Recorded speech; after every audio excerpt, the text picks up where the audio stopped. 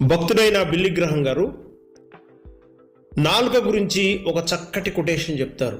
ఏంటంటే, మీ నాలుకను కాపాడుకోండి, దానిని చెడుకు బదులుగా మంచికి ఉపయోగించండి అని అంటారు. నిజమే కదా? నియంత్రలేని విమర్శల కారణంగా ఎన్ని వివాహాలు ఇప్పటికీ నాశనం అయిపోయాయి కదా, ఎన్ని స్నేహాలు విఫలమైపోయి ఉంటాయి కదా. ఆలోచన లేకుండా కోపంతో మాట్లాడే ప్రతి మాట వల్ల ఎన్నో సంబంధాలు తెగిపోయి ఉంటాయి కదా. ఎస్, ఇంకొక భక్తుడు ఏమంటాడంటే, నాలుకకు ఎముక లేదు కానీ గుండెను పగలగొట్టేంత బలం ఉంది అని అంటాడు. పదునైన కత్తి లాంటి నాలుక రక్తం కారకుండానే చంపేస్తుంది అని అంటాడు. కాబట్టి మీ నోటి మాటలతో జాగ్రత్తగా ఉండండి అని ఇంకో భక్తుడు చెప్తా ఉంటాడు. Well, I was wondering if you would. Why? Time to act. మీ నోటి మాటలతో జాగ్రత్తగా ఉండండి అని ఇంకో భక్తుడు చెప్తా ఉంటాడు. మన జీవితంలో నాలుక ద్వారా జరిగే చెడు బహు భయంకరంగా ఉంటుంది. ఎన్నో వివాహ వ్యవస్థలు చెడిపోవటానికి, స్నేహాలు చిన్నాభిన్నం అవటానికి, వ్యక్తుల మధ్య గ్యాప్ పెరగడానికి కారణం ఏంటంటే నోటి మాటలే.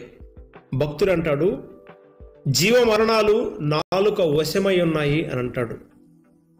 నీ నోటితో ఏదైతే నువ్వు ఉచ్చరిస్తావో, నీ నోటితో ఏదైతే నువ్వు పలుకుతావో అది ఫలిస్తుంది అని అంటున్నాడు.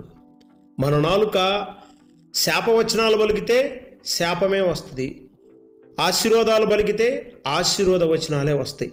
అందుకే సాధ్యమైనంత వరకు మన నోరు ఆశీర్వచనాలే పలకాలి. ఎస్, భక్తుడైన పేతురు గారు అంటాడు, 1 పేతురు పత్రిక 3వ అధ్యాయము 10వ వచనం, జీవమును ఒకవేళ ప్రేమించి నువ్వు మంచి దినాలు చూడాలనుకుంటే చెడ్డ మాటలు పలకకుండా నీ నాలుకని, కపటమైన మాటలు పలకకుండా నీ పెదవులను కాపాడుకోవాలి అని చెప్తున్నాడు. మనమేం చేస్తాము? అయినా కానీ చెడ్డ మాటలు మాట్లాడతాము, కపటమైన మాటలు కూడా మనం మాట్లాడుతూ ఉన్నాము. ప్రియా సహోదరి సహోదరుడా, సొలొమోను గారు అంటారు, సామెతల గ్రంథము 6వ అధ్యాయం 16, 17, 18 వచనాల్లో ఒక చక్కని మాట చెప్తున్నాడు. యెహోవాకు అసహ్యమైనవి 6 కలవు, 7 ఆయనకు హేయమైనవి అని తెలియజేస్తూ వాటిలో ఒకటి కలల్లాడు నాలుక అని అంటున్నాడు. కలల్లాడు నాలుక యెహోవాకు అసహ్యమైనదట, యెహోవాకు హేయమైనదట. అపోస్తుడైన యాకోబు గారు కూడా ఏమంటాడంటే, ఈ నాలుకతోనే మనం ఆశీర్వచనాలు, ఈ నాలుకతోనే మనం శాపవచనాలు పలుకుతాము అని అంటున్నాడు.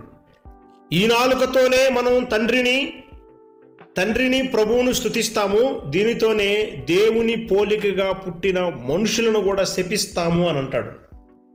ఇంకా ఆయన అంటాడు, అసలండి ఒకే బావిలో నుండి మంచినీరు చెడ్డ నీరు ఎలా వస్తాయండి? అది ఎలా సాధ్యం అని అంటాడు. ఒక్క నోటి నుండియే ఆశీర్వచనము, ఆ నోటి నుండియే శాపవచనాలు ఎలాగండి? ఎస్, కాబట్టి మీ నోటిని కాచుకోండి అని అంటాడు.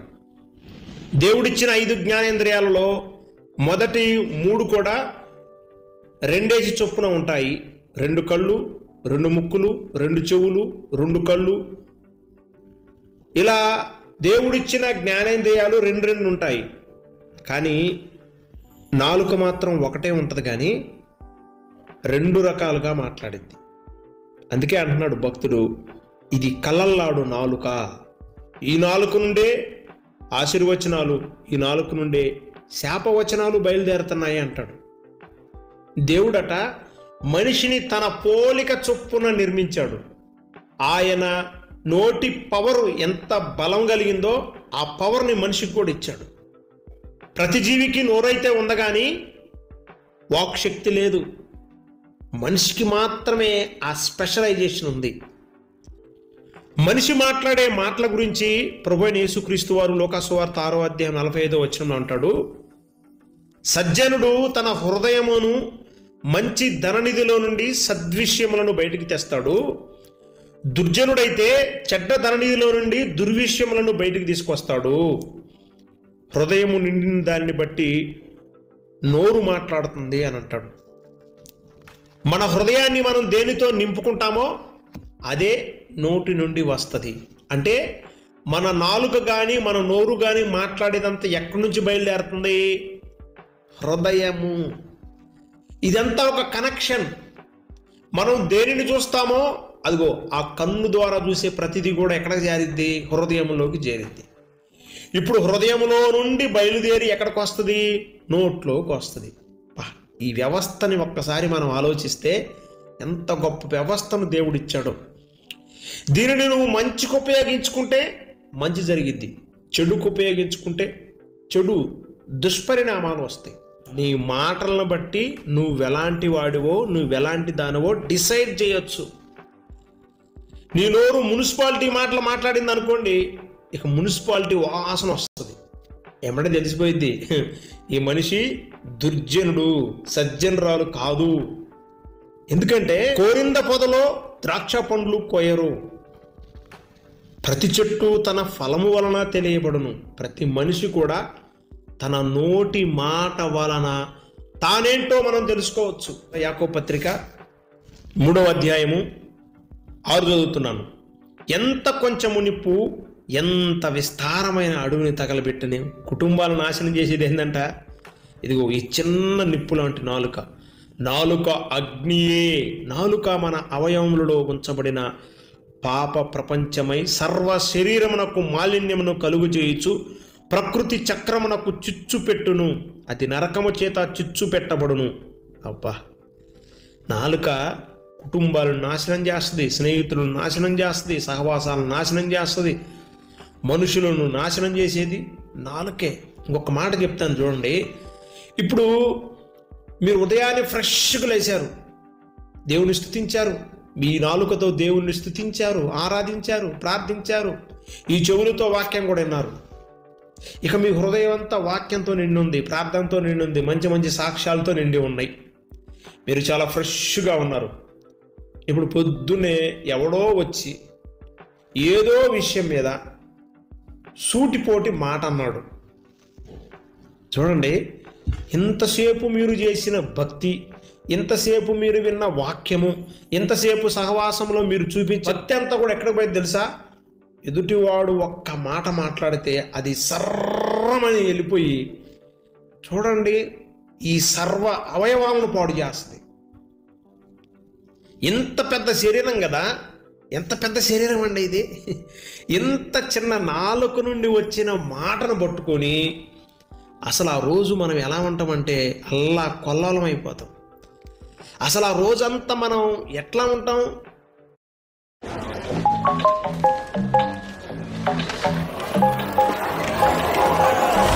Easy. Find a pet friend. అంత మనం ఎట్లా ఉంటాం? తినబుద్ధి కాదు, నిద్ర రాదు, ఏ పని చేసినా ఆ మాటే గుర్తొస్తుంది. అబ్బా, ఎంత చిన్న నాలుకంట ఒక శరీరాన్ని లేదా ఒక వ్యక్తిని ఎంతగా పాడు చేస్తుందంటే ఆ వ్యక్తి ఆ రోజంతా ఎలా ఉంటాడు?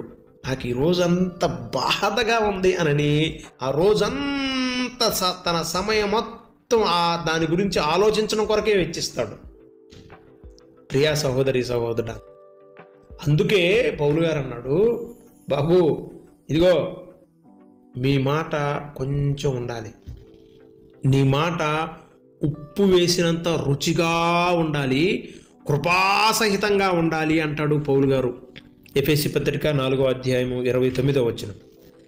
ఎంత బాగా చెప్తున్నాడంటే, బాబు ఈ ఒక్క నోటి మాట వల్ల చూడండి సంవత్సరాల తరబడి పగ, సంవత్సరాల తరబడి ద్వేషం, ఒక చిన్న మాటను పట్టుకొని చూడండి కుక్క తాక పట్టుకొని సముద్రాన్ని వీధినట్టు సంవత్సరాల తరబడి పగ, ఆస్తులు కూడా పోగొట్టుకున్న వాళ్ళు ఉన్నారు.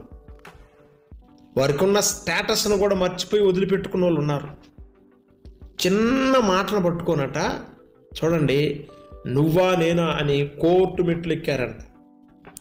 వాళ్ళు చనిపోవడానికి అవసాన దశకు వచ్చిన ఆస్తులు పోయినా పర్వాలేదు కానీ నా మాటే నిలబడాలని చూడండి, వారు వృద్ధాప్యంకి వచ్చిన తర్వాత కూడా పక్క నీళ్ళు ఉన్న వాళ్ళు మాట్లాడుకోలేదంట సంవత్సరాల తరబడి. ఏమన్నారు అంత పెద్ద మాట? చిన్న మాట, నువ్వెంత నీ బతుకెంత అన్నాడంట, అంతే. ఆ మాటను పట్టుకుని వృద్ధాప్యం వచ్చిన, అది అంటారు కదా, కాటికి కాళ్ళు చాపుతున్నా అయినా కానీ తన పగ చల్లారలేదంట. అంటే నోటి మాట ద్వారా, మనం మాట్లాడే ప్రతి మాట ద్వారా మనుషులు బాధపరచబడుతున్నారు. పగ, ద్వేషం ఎక్కడి నుంచి వస్తున్నాయి? నోటి మాటలు. దాన్నే అపోస్తలుడైన పౌలు గారు ఎఫెసీ పత్రిక 4:29 అంటారు, వినువారికి మేలు కలుగునట్లు అవసరమును బట్టి క్షేమాభివృద్ధికరమైన అనుకూల వచనమే పలుకుడి. అంతేగాని దుర్భాషలైనా మీ నోట రానియొద్దు. అలా మీరు మాట్లాడితే కొత్తగా మీకు పగవాళ్ళు ఎవరు తయారవరో, మీ నోటి మాటలను బట్టే పగవాళ్ళు తయారవుతారు. ఎందుకు ఇంత ఈ ద్వేషాలు కలుగుతున్నాయి? ఎందుకు దేశాల మధ్య యుద్ధాలు జరుగుతున్నాయి? ఎందుకు అమాయకమైన ప్రజలు బలవుతున్నారంటే ఏం లేదండి, సింపుల్. మీడియా ముందుకు వచ్చి ఆ దేశ ప్రతినిధి ఒక మాట అంటాడు ఇంకొక దేశం గురించి, సింపుల్. ఇక అగ్గి రాజేస్తున్నాడు అంతే. యాకోబు గారు అంటాడు, ఇంత కొంచెము నిప్పు ఎంత విస్తారమైన అడవిని తగలబెట్టినట్లు అగ్ని, నాలుక అగ్నియే. యుద్ధాలు జరుగుతున్నాయంటే కారణం ఏంటండి? రష్యా ఉక్రెయిన్ మధ్య యుద్ధం జరుగుతుంది కొన్ని సంవత్సరాలుగా. హమాస్కి ఇజ్రాయెల్కి యుద్ధం జరుగుతుంది. కొన్నిసార్లు వీరు శాంతియుతంగా ఒప్పందాలు కూడా చేసుకున్నారు.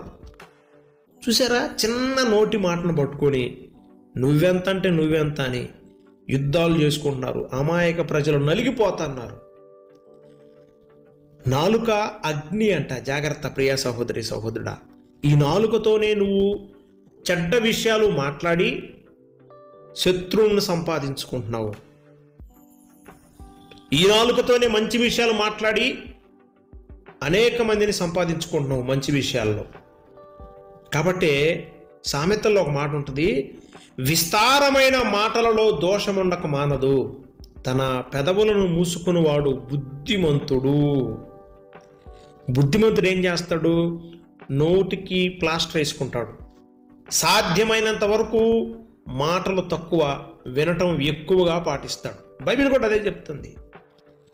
మీరు వినుటకు వేగిరపడాలి, మాట్లాడటకు నిదానించాలి అని బైబిల్ చెప్తుంది. మనం ఏం చేస్తాం? ఎక్కువగా మాట్లాడటానికే ట్రై చేస్తాం. బైబిల్ ఏమంటుందంటే మీ నోటి నుండి వచ్చే ప్రతి మాట ఆశీర్వాదకరమైన మాటగా ఉండాలంటే మీరు తక్కువగా మాట్లాడండి, ఎక్కువగా వినండి. కొలస్సీ పత్రిక 4:6 అంటాడు, ప్రతి మనుషునికి ఎలాగో ప్రత్యుత్తరం ఇయ్యవలెనో అది మీరు తెలుసుకొనుటకై మీ సంభాషణ ఉప్పు వేసినట్టుగా ఎల్లప్పుడూ రుచిగాను కృపాసహితముగాను ఉండనియడి అంటారు అపోస్తలుడైన పౌలు గారు. ప్రియా సహోదరి సహోదరుడా, నీ మాట ఎలా ఉండాలి? ఉప్పు, కూరలో ఉప్పు లేకపోతే మనం ఎలాగూ తినమో, నీ నోటి నుండి వచ్చే సంభాషణ కూడా అంత రుచికరముగా ఉంటేనే మాట్లాడాలి. తెలించేది ఈ నాలుక. కాబట్టి ప్రియ సహోదరి సహోదరుడా, ఎప్పుడు కూడా మన మాటలు ఎలా ఉండాలంటే అలసిన వాణిని మాటల చేత ఓరడించు జ్ఞానము నాకు దయచేయే అంటాడు భక్తుడు. చూడండి ఎంత చక్కని మాటలో. మన మాటలు ఎలా ఉండాలి? అలసిపోయాడా, సొలసిపోయాడా, దుఃఖంలో ఉన్నాడా, బాధల్లో ఉన్నాడా, కష్టాల్లో ఉన్నాడా, అలాంటి వ్యక్తిని చూసినప్పుడు ఓరడించు మాటలు మాట్లాడాలి. యోబు గారి దగ్గరకు వచ్చేమన్నారు, యోబు గారు నువ్వేదో పాపం చేసి ఉంటావు, అందుకే నీకు ఇన్ని శ్రమలు, కష్టాలు, శోధనలు వచ్చాయి, నీ ఆస్తి పోయింది, నీ అంతస్తు పోయింది. కారణం ఏంటో తెలుసా యోబు గారు? నువ్వేదో పాపం చేసి ఉంటావు.